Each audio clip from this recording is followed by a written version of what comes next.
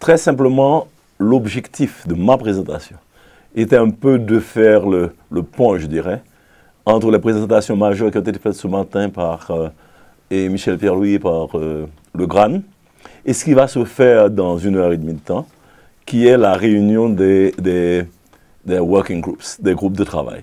Parce que l'une des caractéristiques intéressantes de cette réunion, c'est de travailler sur des projets spécifiques. Donc, ce que j'ai fait dans ma présentation a été justement de regarder d'abord le développement économique dans plusieurs dimensions. Premièrement, les défis, et là je me suis référé aux 12 défis fondamentaux qu'avaient identifiés et qui sont identifiés dans l'ouvrage du Gran sur la construction. Et ensuite, je les ai regardés à partir d'un autre prisme, qui est le prisme de bon, j'ai affaire, quand je parle de développement, je parle d'un phénomène complexe. Et d'un phénomène complexe où des éléments dont on ne parle pas beaucoup, surtout les économistes, sont extrêmement importants.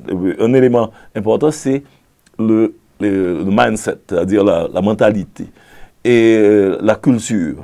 Et j'ai expliqué aussi que le développement est un phénomène complexe, et parce qu'il y a des interactions, et il y a un certain nombre de choses qu'il faut comprendre. Et quand on parle de développement, on a tendance à isoler le développement économique, mais en fait, on ne peut pas isoler l'économie de la politique, du social et de tout ça. D'autre part, et donc ce que j'ai fait, j'ai défini le développement, on parle de développement, je me suis dit que pour moi, dès qu'on parle de développement, on parle de communauté humaine. Et le développement, en fait, ce que c'est une création sociale. C'est un processus vraiment de création, qui est un processus social. Les gens en interaction réagissent dans un contexte déterminé et créent. Et il faut créer de la richesse dans le cadre de l'économie, mais créer une société qui fonctionne. L'économie est une dimension, nous reconnaissons, importante. Et justement, l'encouragement que j'ai donné, premièrement, c'était de ce changement de paradigme qui est nécessaire. Et par exemple, l'exemple que j'avais pris, c'est cessons de regarder les pauvres comme des problèmes à résoudre. Regardons les pauvres comme un potentiel, les personnes qui sont modestes, comme un potentiel et qu'il faut déployer. Et déployer ce potentiel pour les économistes, que je suis d'ailleurs un peu, signifie augmenter leur productivité et créer les conditions pour ça. Et j'ai fait valoir 3 choses. La première chose, c'est qu'une fois qu'on a compris le développement comme ça, on reconnaît à ce moment-là que c'est une communauté humaine, c'est complexe, donc le temps est important. Mais on peut changer individuellement les façons de penser, ce qu'on appelle le modèle mental, les paradigmes. C'est-à-dire ces filtres à travers lesquels on regarde le monde. Et on doit regarder les choses de manière à distinguer l'opportunité. Parce que vous voyez là, ce qui est important dans la culture, c'est que la culture dans un pays dicte comment les gens voient les choses comme les risques, la récompense, le return, l'argent, et voient les opportunités. Donc il est important de changer l'attitude des gens à ce sujet. Et d'autre part, j'ai expliqué que les acteurs qui interviennent sur le terrain, que ce soit, on va commencer par le gouvernement, le Seigneur, le gouvernement de la République, que ce soit ce qu'on appelait les donneurs internationaux, les partenaires de développement, les organisations non gouvernementales, ou le secteur des affaires, la société civile, nous sommes tous dans ce processus amenés à changer notre mindset. Mais pour pouvoir le faire de manière très intéressante, il faut qu'on le fasse en interaction les uns avec les autres. Il est important que je puisse m'asseoir avec le gouvernement. Et nous avons discuté, et nous avons commencé à discuter des projets sérieux d'infrastructure et de tout ça, comme étant des projets qui peuvent se faire dans le cadre de partenariats public-privé, qui, pour réussir, demandent à ce que nous comprenions qu'est-ce qui est unique dans la responsabilité du secteur public que nous ne pouvons pas remplacer. Qu'est-ce qui est unique dans ce que peut faire le secteur des affaires, dans l'international, etc. Qu'est-ce que chaque partenaire amène? Et maintenant, il l'amène, mais il nous faut un élément fondamental qu'on appelle un dialogue. Et c'est ce dialogue qui est important. Dernier point que j'ai fait pour faire le pas, quand j'ai passé la balle à Daniel, c'était de dire la chose suivante. Il y a des choses qui réussissent dans notre pays sur une base micro, mais qui ont un caractère d'incubation. Dans une petite zone, ça marche, mais on n'arrive pas à obtenir la réplicabilité, si je peux employer ce terme, la généralisation au territoire, à l'ensemble de ces choses-là. Et c'est pour ça qu'il est tellement important pour nous de penser en termes de la mise en commun de toutes ces forces, des ressources qui existent dans le privé, dans le gouvernement. Et de manière extrêmement importante, ce qu'on appelle, encore une fois, J'ai toujours dit que les mots sont des pièges, je n'aime pas ce mot. Quand les gens me parlent de la diaspora, moi je parle de la nation haïtienne, dont une partie vit sur le territoire national, une partie vit à l'extérieur maintenant. Et cette nation haïtienne doit se retrouver elle-même. Et c'est pour ça qu'il est tellement intéressant, dans un espace de ce genre, de retrouver mes amis de Granit et de les retrouver en Haïti en avril. On va discuter avec la Dartmouth College. On va continuer ce dialogue qui sera d'autant plus intéressant qu'il sera maintenant, après ces 2 jours, qu'on aura choisi, nous aurons tous choisi un projet. Il ne faut pas oublier qu'il y a là le gouvernement, qu'il y a là donc le secteur des affaires, qu'il y a là quand même l'académie, qui amène l'académie capitale, c'est-à-dire Dartmouth, et l'international. Donc c'est extrêmement intéressant à ce moment-là de ce qu'on va se retrouver, mais on aura déjà choisi des projets. Et là, on a quelque chose de concret. Voici ce projet sur lequel il y a consensus. Et l'idée de Dartmouth, c'est qu'on va ensemble auprès des donneurs, on va ensemble auprès du marché, des capitaux privés, pour essayer d'obtenir l'argent nécessaire. Nous parlons de 100, 200, 300 millions, mais j'ai toujours dit ceci.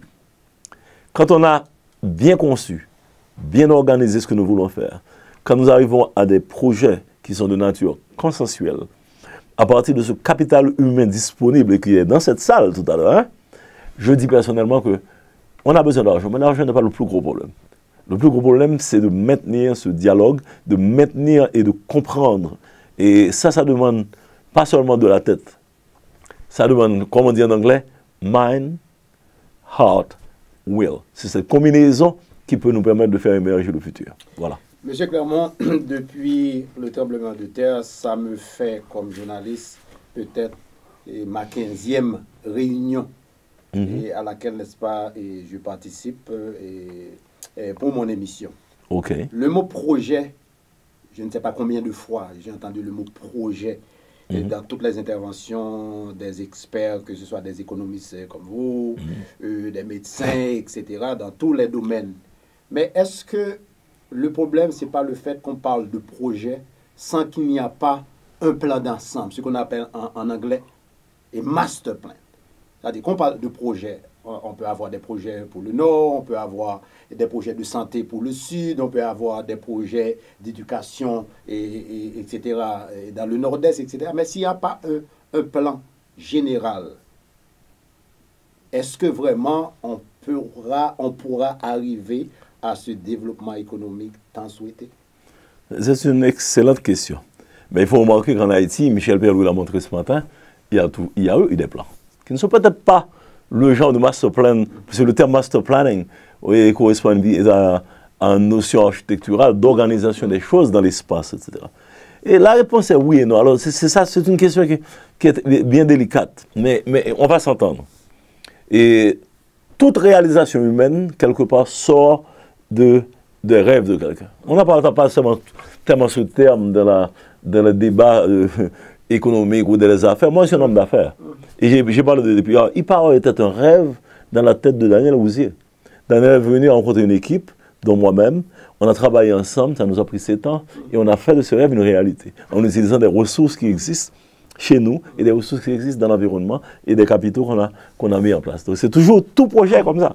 Maintenant, la question clé qui est là, c'est la question de comment, oui, mais ne faut-il pas un master plan national? Je pense que ce qu'il faut surtout qu'il soit national, c'est des règles du jeu. Parce que master plan, il y a un autre terme que j'aime aussi, c'est game planning.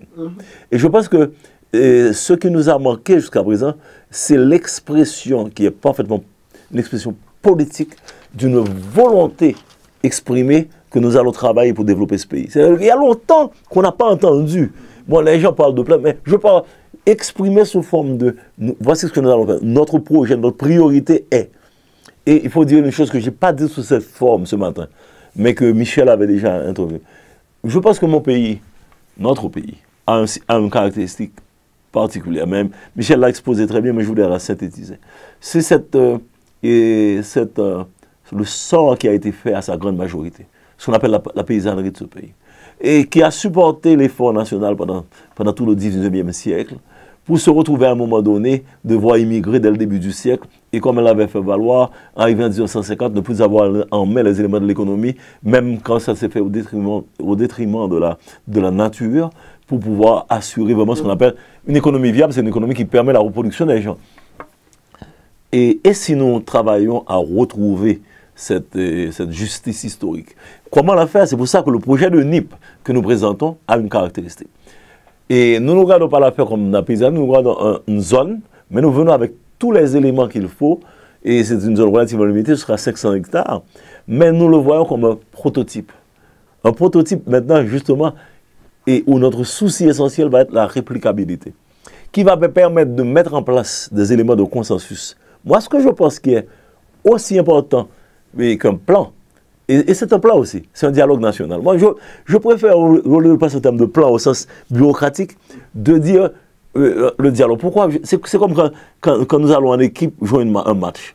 Oui, on a l'entraîneur qui donne un plan de jeu, pas vrai? Donc il faut un plan, nous sommes d'accord. Il faut un plan. Moi, je suis personnellement pour les plans courts, plutôt que pour les plans longs. Des plans définis, on définit un certain nombre de choses. Nous sommes d'accord. Au moins, on voit l'ensemble. C'est ça l'avantage. Le concept de master plan, c'est que quelqu'un qui est au cas dit, je vois. On ne voit pas encore les détails, mais on voit l'ensemble. Et on voit l'articulation d'ensemble. C'est bien ça, un master plan. Un layout, voilà. Maintenant, autant que le master plan est important, autant les membres de l'équipe doivent avoir un dialogue entre eux. Et pour qu'il y ait cohésion. Merci beaucoup. Bon, je ne dis rien de plus. Pour qu'il y ait cohésion, parce que son match nous pourra jouer, monsieur capable de dire, écoute, toi-même, tu es l'arrière central de celui-là, et qu'il y a un développement et des responsabilités. Parce que qui dit division du travail dans un travail qu'on fait ensemble, signifie responsabilité. Je ne suis pas seul, j'ai une responsabilité que m'a donnée l'équipe. Je suis le privé, j'ai une responsabilité. Les gens pensent que c'est... Il n'y a pas que l'État avoir une responsabilité vis-à-vis de la communauté. J'ai une responsabilité dans la communauté. Je dois travailler pour faire fructifier les ressources financières. Je ne peux mériter mon profit et le faire bien que si je peux aider les gens, créer de la richesse et la distribuer correctement. Oui, mais pour créer la richesse, pour que le secteur privé investisse, il faut des infrastructures de base. On parle de décentralisation. Comment demander, n'est-ce pas, à quelqu'un d'aller investir à Bamba de Police, d'aller investir à Koto, s'il n'y a pas de route, s'il n'y a pas d'électricité, s'il n'y a pas d'Internet? Donc ça, c'est la tâche de l'État. Mon dernier slide, c'est de dire que nous pouvons ensemble, par le privé, je ne vais pas demander ça à l'État seul. Nous pouvons ensemble travailler sur les infrastructures qui sont le transport, les aéroports, l'énergie électrique, la télécommunication, les ports, tout. J'ai montré ça. Et dans NIP, mais Daniel va le présenter. Donc je vous encourage énormément, éventuellement, à lui demander, probablement qu'il va laisser le document. Mais il y a une chose importante dans NIP. Nous ne demandons pas de capitaux publics. Une partie de l'argent, il y a des capitaux internationaux, oui, qu'il faudra, mais ce n'est pas la plus grande partie. La plus grande partie sera de capitaux privés. Donc, mais ce qu'on demande à l'État est capital. Ce qu'on demande au secteur international, c'est-à-dire la Banque mondiale, etc. On a fait une présentation déjà. L'idée, c'est que on a besoin de leur brain power, on a besoin de leur savoir-faire. Il nous faudra beaucoup de talent de nos Haïtiens à l'étranger et Haïtiens ici, en Haïti, pour mettre en place de manière cohérente les éléments, la structure juridique qui est nécessaire pour faire avancer tout ça. C'est capital. Parce qu'on veut respecter les droits des personnes. Ce qu'on appellerait l'infrastructure juridique, l'infrastructure légale qui est capitale. Maintenant, l'infrastructure physique fera l'objet de partenariats sous des formes appropriées. Parce que quand on dit PPP, il y a énormément on peut faire des partenariats publics-privés dans beaucoup de domaines. Et moi, un domaine que j'aime, où j'aime l'idée, c'est l'éducation. Je peux m'entendre avec l'État, l'État me donne les guides, il me dit voici ce que tu veux que je fasse, voici les programmes, etc.